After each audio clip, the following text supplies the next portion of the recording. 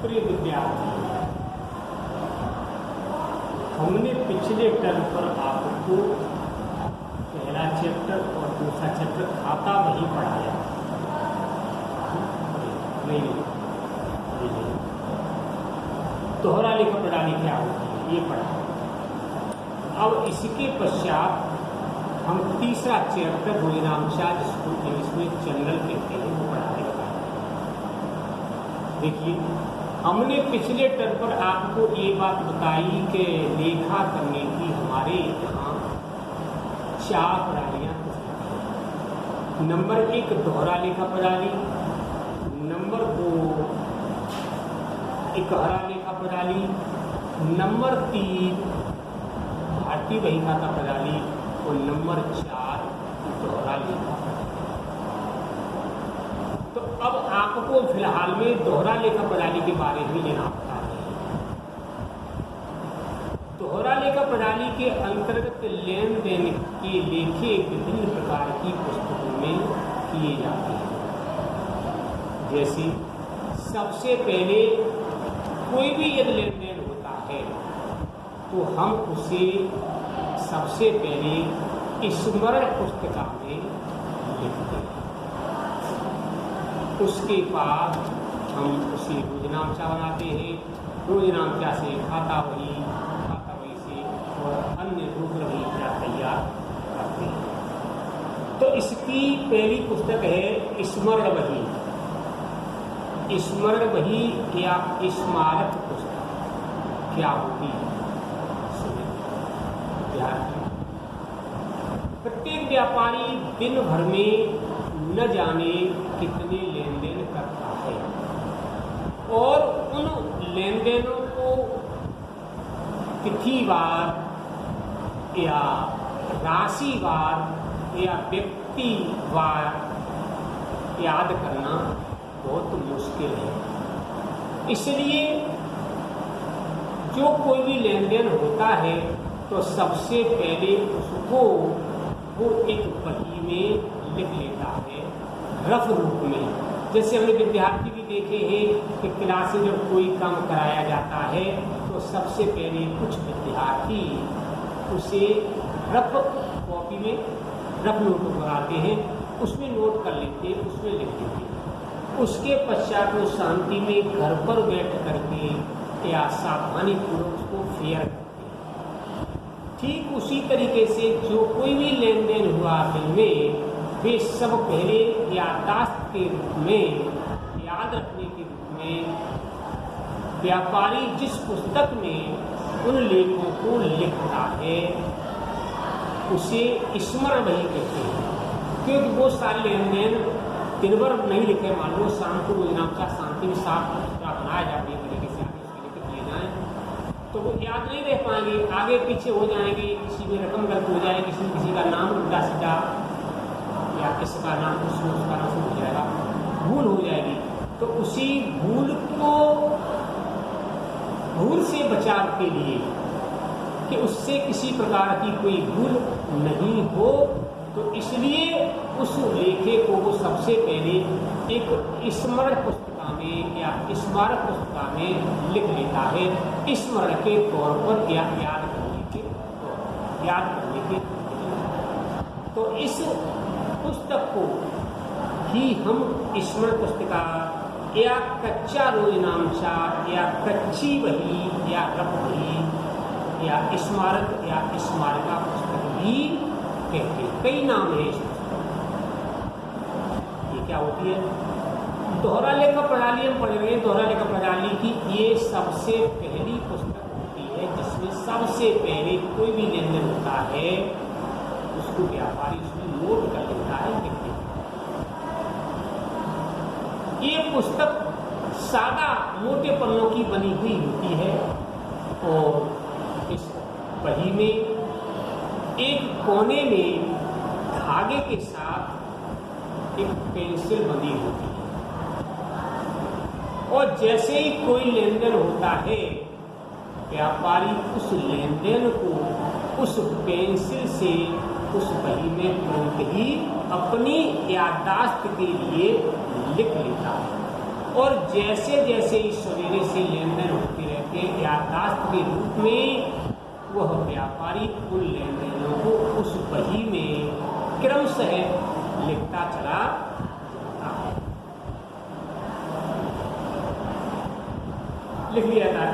और बाद में इसके पश्चात शाम को शांतिपूर्वक जब ग्राहक आना जाना बंद हो जाते हैं, तब उन लेखों को प्रारंभिक लेखी की पुस्तकों में साफ सुथरा करके और स्पष्ट रूप से उतार लिया जाता है। इसमें लेखा पुस्तकों के न तो गंदा होने की संभावना होती है, क्यों?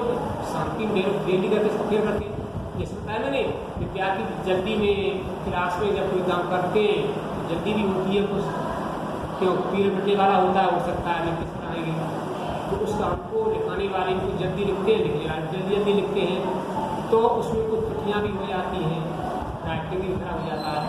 तो इस तरीके से त्रुटियाँ न हो, इसके लिए शाम को शांति बैठ करके उस रफ बही से, स्मारक पुस्तिका से, जैसे घर पर विद्यार्थी फेयर कार्ड करता है, उसमें फेयर कार्ड शाम को व्यापारी या उसका मुनीम करता है। वैसे देखा जाए तो इस पुस्तक का रखना कोई आवश्यक नहीं है, हम न रखें तब भी कोई इसके संबंध में बुराई वाली बात या कोई अनुचित बात नहीं है। लेकिन इस पुस्तक के रखने से हमको सुविधा प्राप्त होती है, इसलिए इस पुस्तक को रखना आवश्यक भी कुछ लोग मानते हैं, अनिवार्य नहीं है लेकिन आवश्यक जरूर है। और इस बही को अधिकांश बड़े बड़े व्यापारों के प्रयोग में लाया जाता है। कारण ये है प्रयोग में लाने का कि बड़े बड़े व्यापार में, जहाँ पर व्यापारियों के यहाँ एक से ज़्यादा लेन देन होते हैं, याद नहीं रखे जा सकते, अधिक लेन देन होते हैं व्यापार में, याद नहीं रख सकते, उनके लिए यह पुस्तक बहुत ही अनिवार्य रूप से बनानी चाहिए, क्योंकि उनके लेन देन में 50 लेन देन होते हैं, 100 लेन देन होते हैं, उनको याद नहीं रखा जा सकता। लेकिन छोटे व्यापारी जहाँ पर उनके व्यापार में कम लेन देन होते हैं, उस पुस्तक को रखना कोई अनिवार्य नहीं है, तो रखना चाहें तो वो भी इस पुस्तक को रख सकते हैं। अब देखिए बात आती है कि ईश्वर वही कैसे बनाई जाती है। मैंने अभी बताया था कुछ दिन पहले इसके बारे में, तब बताते हैं सादा कागज ही बनी होती है, जिसके एक कोने में पेंसिल के साथ धागा बंधा रहता है, और कोई खास बात नहीं है उसमें। सादा कागज ले लें इकट्ठे करके हम और देखें ईश्वर का नंबर दिया, 1 जनवरी 10 को उनके सामने किया क्या क्या लेन देन हुए हैं। इन्होंने 1 जनवरी 2010 को ये बिल बनाई है, उसका ये नमूना है। जैसे 100 रुपये नगद माल खरीदा, माल खरीदा हुआ 100 रुपये नोट कर लिया। 10 रुपये मजदूरी दी, कोई मजदूर होगा उसको मजदूरी दी, नोट कर लिया। 726 रुपये राम को माल बेचा, राम को हमने माल बेचा है कितने रुपये का, 726 का, नोट कर लिया।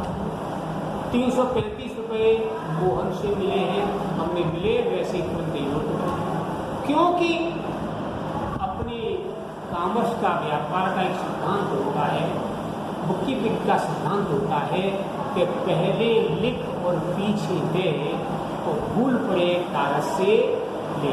यानी सबसे पहले हम किसी को दे रहे हैं तो सबसे पहले अपने आप को नोट करें, या सबसे पहले किसी दे रहे हैं तो सबसे पहले लें उसको, ताकि बाद में किसी प्रकार की कोई भूल या किसी के साथ किसी प्रकार की बात हुए बने, जिससे हम बेईमान साबित हो। इसलिए हमको तुरंत ही उस लेनदेन के साथ ही उसे अपनी स्थिति में लिखना। 350 रुपये किराए के दिए, हमने किराया दिया होगा, तुरंत ही नोट कर लिया। 20 रुपये स्टेशनरी खरीदी, हमने तुरंत ही नोट कर लिया। 250 रुपये रामलाल से उधार माल खरीदा, हमने तुरंत इसको नोट। तो इस तरीके से उस दिन के जिस दिन हम लेन देन कर रहे हैं उन लेन देनों का संपूर्ण विवरण इस स्मरण घड़ी में होता है।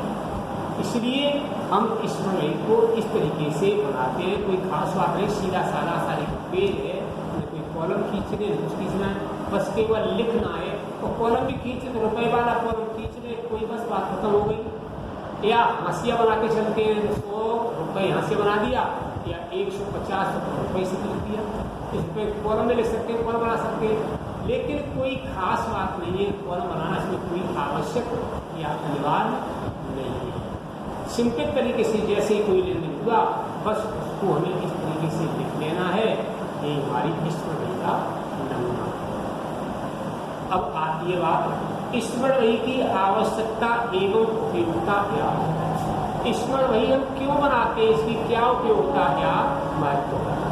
तो सबसे पहले इसका प्रमुख उद्देश्य दिन भर के समस्त लेन देनों को व्यापारी याद नहीं रख सकता है, इसलिए इसके लिए भूल न हो, ताकि वो अपनी स्मरण के लिए इस बही में लिख लेता है। इसको पुस्तक कहते हैं। किसी प्रकार की कोई लेन देन में भूल नहीं हो या कोई लेन देन छूट न जाए या किसी लेन देन का लेखा डबल न हो जाए, इसलिए इसको होना जरूरी है। इसका दूसरा है यह जनरल लेखा करने में सहायक होती है। हमने एक स्मरण जनरल के लेखों को लिखा है तो उससे शाम को जब शांति में जब ग्राहकों का आना जाना बंद हो जाता है तो हम स्मरण इस वही से ही रोज नामसे का निर्माण करते हैं। उन लेखों को रोज नामसे में दोहराए के साथ लिखते हैं। इसलिए दोहरा लेखा प्रणाली में जनरल बनाने के लिए सबसे पहले प्रारंभिक लेखों में लेखा करने के लिए स्मरण का बनाया जाना बहुत ही आवश्यक है। तीसरा, कभी कभी यह पुस्तक अंकेक्षक को अंकेक्षण कार्य करने में सहायता प्रदान करती है। ऐसा होता है सभी जब खाते बना लिए जाते हैं तो उसके लिए एक निरीक्षण करने वाला होता है, उसको अंकेक्षक। अंकेक्षक एक बहुत ही जानकार अकाउंट जिसमें जानकार व्यक्ति होता है। वह किसी भी प्रकार की त्रुटि को बहुत जल्दी ही पकड़ लेता है कि आपके द्वारा कोई त्रुटि हुई है तो वो देखेगा अंकेक्षक, तो आपके खातों को देखने से बता देगा कि आपने इस खाते में इस लेन देन में एक गड़बड़ी या त्रुटि की है। और उस त्रुटि को सुधारने के लिए सबसे पहले वो क्या करता है, उस अपनी स्मरण बही का भी हेल्प लेता है, दूसरी सहायता लेता है। इसलिए अंकेक्षक के कार्य करने में भी इस स्मरण बही की आवश्यकता होती है। अगला, बहुत अधिक लेन देनों की दशा में उसको जनरल में तुरंत लेखा लिखना चाहिए। जब लेन देन ज्यादा होते हैं दिन भर में तो उन लेन देनों के संबंध में जब नक्शा बनाया जाता है तो तुरंत ही उस में लेखा करना अच्छा नहीं रहता है, क्योंकि लेखा करने में समय अधिक लगता है। ग्राहक हमारे खरीद में और उसमें लेखा करने लगे हुए तो ये अच्छी बात नहीं होगी। इसलिए हमें तुरंत ही जनरल नहीं बना सकते, तो सबसे पहले इनको हमें स्मरण पत्रिका लिखना आवश्यक है। अगला, इसको रखने में एक व्यक्ति के साथ एक दिन लेन देन को ज्ञात करने में सुविधा हो जाती है। और इससे हम ये भी देख सकते हैं कि एक व्यक्ति ने या एक ग्राहक ने हमारे यहाँ एक दिन में कितने लेन देन किए, क्योंकि एक ही पेज पर शुरुआत में इसे सूची की तरह लिखे हुए होंगे तो पता कर सकते हैं कि अमुक ग्राहक ने अमुक व्यक्ति ने हमसे इस दिन में इस डेट में कितने लेन देन किए। अगला है, इसके प्रयोग में जनरल में स्वच्छता बनी रहती है। यदि इसका प्रयोग कर लेते हैं शाम को शांति में बैठ के जनरल बनाते हैं तो हमारा जनरल स्वच्छ और साफ सुथरा होगा, किसी प्रकार की इसमें कोई त्रुटि नहीं होगी। आवश्यकता के समय यह लेन देन के प्रमाण का भी कार्य करती है। कोई जब ग्राहक किसी बात से असंतुष्ट होता है कि ये मैंने लेन देन किया है अथवा नहीं किया है तो हम उस स्मारक पत्रिका से याददाश्त के लिए याद नहीं सकते। कोई व्यक्ति 4 महीने बाद 3 महीने के बाद पूछता है लेन देन के संबंध में तो हम उसे नहीं बता सकते। तो उस दिन की स्मरण पत्रिका का पेज नंबर दिनांक वाला पेज निकालें और तुरंत ही उसके संबंध में उसको जानकारी दे सकते हैं और वो प्रमाण का कार्य कर सकती है। कौन? हमारी स्मरण। अब आता है रोजनामचा या जनरल शेख आशय परिभाषा लिखित करने के लिए। रोजनामचा दोहरा लेखा प्रणाली की सबसे महत्वपूर्ण पुस्तक होती है। इसमें सभी व्यापार लेन देन ईश्वरदेव की सहायता से बनाए जाते हैं। दोनों पक्षों में तिथवार और क्रमानुसार लेखा किया जाता है। यदि स्मरण भई आपने नहीं रखी है तो लेन देन सीधे इसी पुस्तक में किए जा सकते हैं और इस पुस्तक में लेखा करने की क्रिया को हम प्रविष्टीकरण जर्नलाइजेशन कहते हैं। जनरल में लेखा करने के पूर्व लेन देन से संबंधित दो खातों या दो पक्षों का पता लगा लिया जाता है, क्योंकि दोहरा लेखा प्रणाली पूर्णतया दो पक्षों पर आधारित है। क्योंकि हम देखते हैं कि यदि कोई भी व्यापारिक लेन देन होता है जिसमें दो पक्ष होना जरूरी है, जैसे पाने वाला, देने वाला, आने वाली वस्तु, जाने वाली वस्तु, खर्चा या आय। दो पक्ष होते प्रत्येक सौदे के, जिसमें से एक खाते या पक्ष को ऋणी किया जाता है और दूसरे खाते या पक्ष को धनी किया जाता है। यह ऋणी और धनी कुछ निश्चित नियमों के अनुसार किया जाता है। इनकी बात हम जब जनरल बताएंगे करना तब आपको बताएंगे। तो ये एक इसमें से बनाया जाने वाला दोहरा लेखा प्रणाली का प्रमुख पुस्तक या प्रमुख पुस्तक होती है, जिसमें स्मरण बही से की सहायता से दोनों पक्षों के लेन देनों को तिथिवार और क्रमानुसार लिखा जाता है। परिभाषाएं व्यवस्था शब्द को क्या दी है उन्होंने? रोजनामचे का आशय दौलतराय की मौलिक प्रवृत्ति की वजह से है। मौलिक माने ये मुख्य प्रवृत्ति है, मुख्य लेखा की पुस्तक है। इसमें मुख्य लेख ही लिखा जाता है। पार्टी वाले बताया आधुनिक बहीखाता प्रणाली में रोजनामचा का प्रयोग सीमित रूप से किया जाता है। रोजनामचा का प्रयोग सीमित किया जाता है। सीमित का मतलब कुछ मुख्य लेखे होते हैं, उन्हीं को हम रोजनामचे में लिखते हैं और बाकी लेखों की प्रविष्टि डायरेक्ट खातों में कर दी जाती है। जिन्हें सत्तापूर्वक प्रणाली पुस्तकों में नहीं लिखा जा सकता उनको ही हम यहाँ पर प्रारंभ लेखे की इस पुस्तक को जनरल कहते हैं। इसमें कच्चे रोजनामचे या स्मरण बही से या रफ बही से तिथिवार लेन देनों का लेखा किया जाता है और लेखा करते समय लेन देन को ऋणी तथा धनी दो वर्गों में बांट दिया जाता है, जिससे बाद में उन खातों में लिखने में सुविधा। इस तरीके से परिभाषा एक और वर्ण की रोजनामचा ऐसा का लेखा करने की मौलिक पुस्तक है, मूल पुस्तक है, प्रथम पुस्तक है। फ्रेंच भाषा के शब्द जनरल से आशय दैनिक किताब, डेली बुक। जनरल का मतलब डेली बुक से लिया जाता है, डेली बुक की जाती है इसलिए, या डायरी भी इसको कहते हैं, या अन्य नाम इसका लागू भी कहा जाता है। व्यापारी के रोजाना के लेन देन की पूर्ण सूची इसमें लिखी हुई। अब आता है रोजनामचे का नमूना। नमूने का मतलब रोजनामचे में कितने कॉलम होते हैं, क्या क्या लिखा जाता है, उसकी बात बता रहे। तो इस रोजनामचे में मुख्य रूप से 5 कॉलम होते हैं। कॉलम में रोजनामचे में 5 कॉलम होते हैं। पहला कॉलम तिथि का होता है। तिथि का मतलब किस डेट में हम क्या लेखा कर रहे हैं, उस डेट को लिखा जाता है। कोई भी सौदा जिस डेट में हुआ, जिस दिनांक में हुआ है, उसकी सौदे की वो डेट या तारीख लिखी जाती है, डेट वाले तारीख वाले। दूसरा होता है विवरण। विवरण में उस लेखे से संबंधित, उस लेन देन से संबंधित को लेखा के नियम के अनुसार ऋणी और धनी करके लिखा जाता है और उसके नीचे ब्रैकेट में ये लिख दिया जाता है कि वो क्या सौदा है, जैसे व्यापार शुरू किया या माल बेचा या माल खरीदा, वो उसके नीचे ब्रैकेट या कोष्ठक लिख जाता है, ताकि वो पता चल सके कि इस व्यवहार का ये लेखा हुआ है, वो इस विवरण के कालम में लिखा है। अगला कालम होता है खाता पृष्ठ संख्या। देखिए, इस रोजनामचे के पश्चात इनकी प्रविष्टि या खतौनी खाता बही में की जाती है। तो जो भी खाता इसमें आया है, जिस खाते का नाम आया है, उस खाते को हमने खाता बही में किस पृष्ठ पर बनाया है, तो यहाँ पर उस खाता बही की पृष्ठ संख्या लिखी जाती है जब हम इस खाते को खाता बही में बनाते हैं। अगला कॉलम है धनराशि ऋणी और अगला कॉलम है धनराशि, क्योंकि प्रत्येक सौदे में, प्रत्येक व्यवहार में दो पक्ष होते हैं, एक ऋणी एक धनी।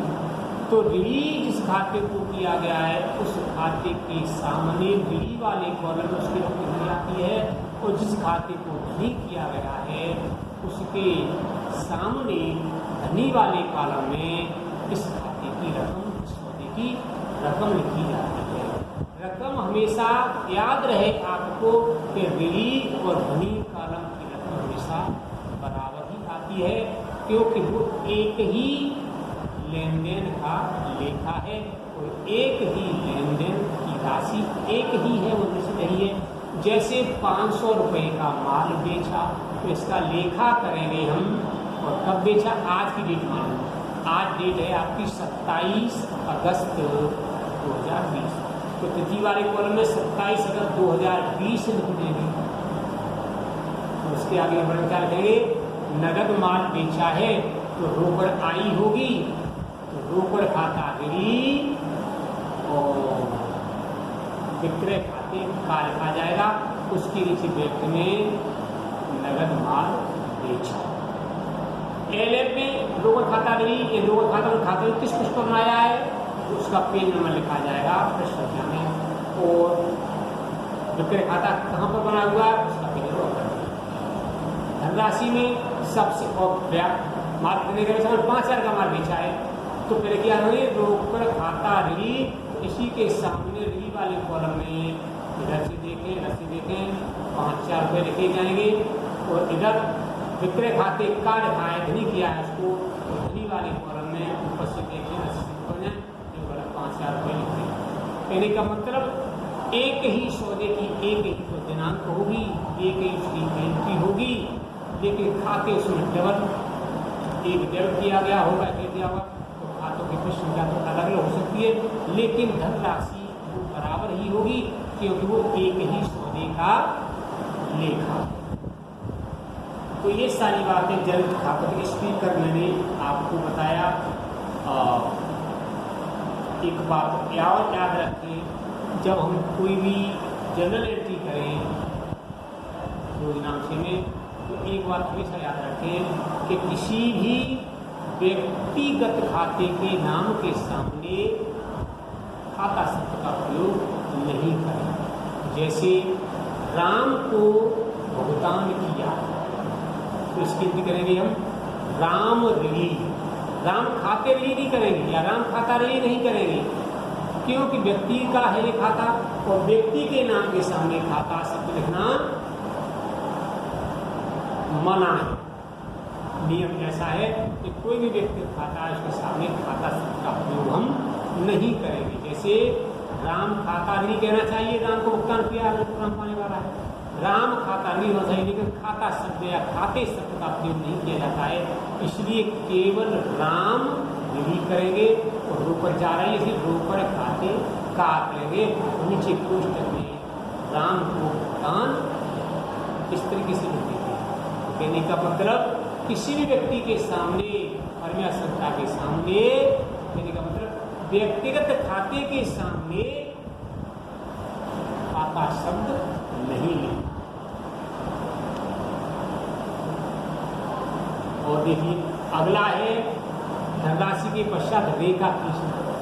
रेखा खींचने का मतलब ये है कि अभी हमने बताया था कि राम ऋणी रोकड़ खाते का राम को भुगतान किया, इसके पश्चात ये रेखा पूरा हो गया, तो पूरा होगा तो विवरण वाले कॉलम में उसके लिए अंडरलाइन कर देंगे, उसको बंद कर देंगे। और केवल विवरण वाले कॉलम में कुछ विद्यार्थी हम देखते हैं ब्लैक बोर्ड पर सवाल भी कराते हैं, कुछ भी कराते हैं, तो हम केवल उसको विवरण वाले कॉलम बंद करते हैं, लेकिन विद्यार्थी तिथि से लेकर के पूरे पेज पर सामने राशि तक उसको बंद करते हैं। ऐसा नहीं होना चाहिए, केवल विवरण के खाने में ही उसे बंद करना चाहिए जहाँ पर लेखा समाप्त होता है। तो अंडरलाइन ही देते हैं उसको, लेखा कितना बोलते हैं। इसके पश्चात जब सभी स्वरों का लेखा हो जाता है, एंट्री हो जाती है, सभी एंट्री हो जाती है, तो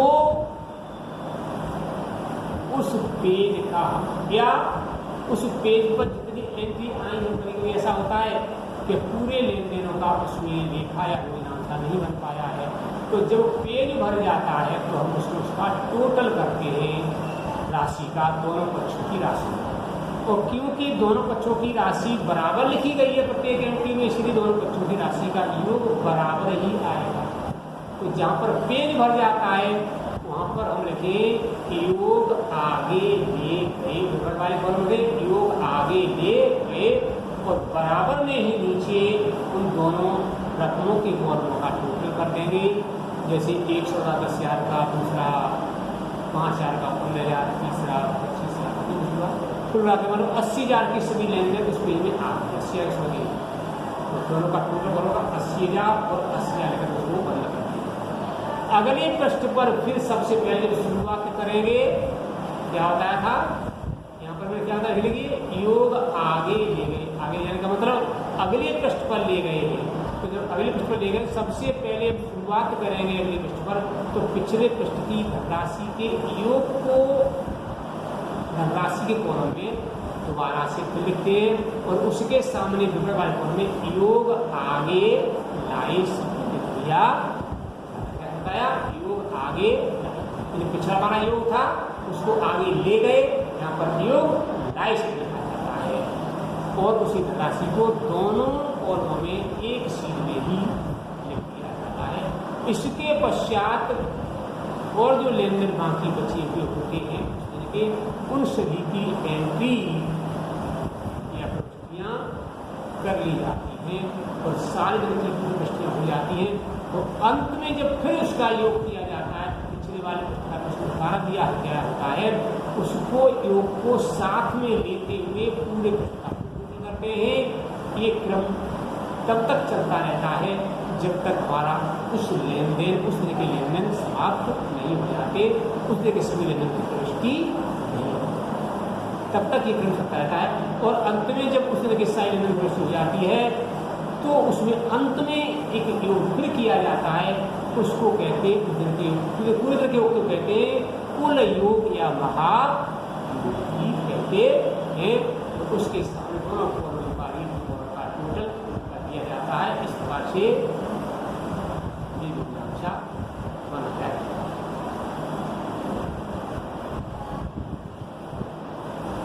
अब बात आती है, मेन तो आगे बताऊंगा, करने में समझ आएगी बात है योजनांशा या जनरल के लाभ के यहाँ दिया।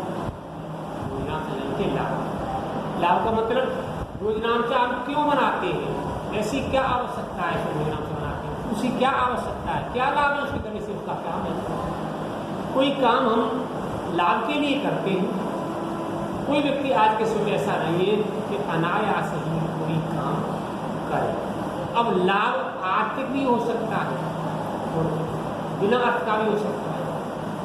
अर्थ का लाभ मतलब हमें धन कमाना है, उसके लिए कोई काम करते हैं, या हमारा लाभ के बजाय कुछ कार्य करने का उद्देश्य ये भी होता है कि सेवा भाव, हम सेवा भाव से भी लाभ प्राप्त करते हैं। जैसे किसी बुजुर्ग की, अपंग व्यक्ति की हम किसी प्रकार की कोई सहायता कर रहे हैं, तो ये सोचते हैं भगवान इसकी आज सहायता कर रहे हैं, हो सकता है भगवान मानकर उसकी सेवा करते हैं, तो हो सकता है ऐसी आशा करते हैं हमारे पास किस तरह कोई संकट किया है, भगवान हमारी सहायता करें, उसका भी लाभ है, उस लाभ को भी उद्देश्य से भी कोई कार्य करते हैं। तो कोई कार्य प्रकार करते हैं तो कहने का मतलब यह है कोई भी हम कार्य करें तो उस कार्य के करने का उद्देश्य कुछ न कुछ होता है, वो हमारे व्यापार में खास तौर से लाभ का उद्देश्य होता है, धन का होता है। लेन देन का पूर्ववर्त, हम जन्म को आते हैं तो जन्म लेते सारे लेन देन करते हैं, उन सभी लेन देनों का पूरे तरीके से विवरण लिखा हुआ, जो कि किसी भी लेन देन के संबंध में किसी भी जानकारी को उस लेन से प्राप्त करना है। ऋणी व धनी खातों की जानकारी, हमें ये भी जानकारी इस योजना क्या मिलती है कि किस खाते को हमने क्यों और किस खाते को क्यों ऋणी या धनी किया है, इसलिए भी खाते को भी जानकारी प्राप्त होती है। खतौनी करने में सुविधा, जब जनरल आते हैं जनरल आने से हमको खतौनी करने में बहुत सुविधा प्राप्त होती है। बिना जनरल की खतौनी करने में बना तो सकते कभी कर सकते हैं, लेकिन भूल हो सकती है, इसलिए जनरल का बनाना हमारा बहुत ही आवश्यक है, बहुत ही जरूरी है। कार्य विभाजन में सुविधा, जनरल का कार्य एक साधारण उदाहरण व्यक्ति भी कर लेता है, कार्य विभाजन करने बहुत ही सरलता होती है। ट्रस्टी की सत्ता की जांच, जो ट्रस्टी की है, जो व्यक्ति की है, उसकी जांच भी सत्ता के साथ की जा सकती है, क्योंकि उसके नीचे पोस्टर में लिखा जाता है कि अमुक विभाग की ये गोष्ठी है। अगला लाभ, मतभेद की दशा में सहायक, यदि व्यापारी में किसी प्रकार का आपसी कोई मतभेद हो जाता है तो हम जनरल से पता कर सकते हैं, देखकर बता सकते हैं कि आपके संबंध में ये हमसे लेन देन हुआ है, आप हो गए या हम हो गए, तो जनरल इस बात का प्रमाण हो जाता है। तो मतभेद की दिशा में आपको मतभेद है तो उस मतभेद की दिशा में हम जनरल की सहायता ले सकते हैं, अपने मतभेद को दूर कर सकते हैं। प्रारंभिक एवं अंतिम सावधानता सुधार के लिए यदि किसी प्रकार की कोई समायोजन रह जाती है, किसी प्रकार की तुम्हारे खातों में त्रुटि हो जाती है, गलती हो जाती है, भूल हो जाती है, तो हम उसको सुधार करने के लिए एक आवश्यक लेखा भी कर सकते हैं। और अंतिम खाते बनाते समय जो भी कुछ लेके छूट जाते हैं कभी कभी, उनकी भी एंट्री कर सकते हैं। ध्यान उसके बाद अब करने लगे आपसे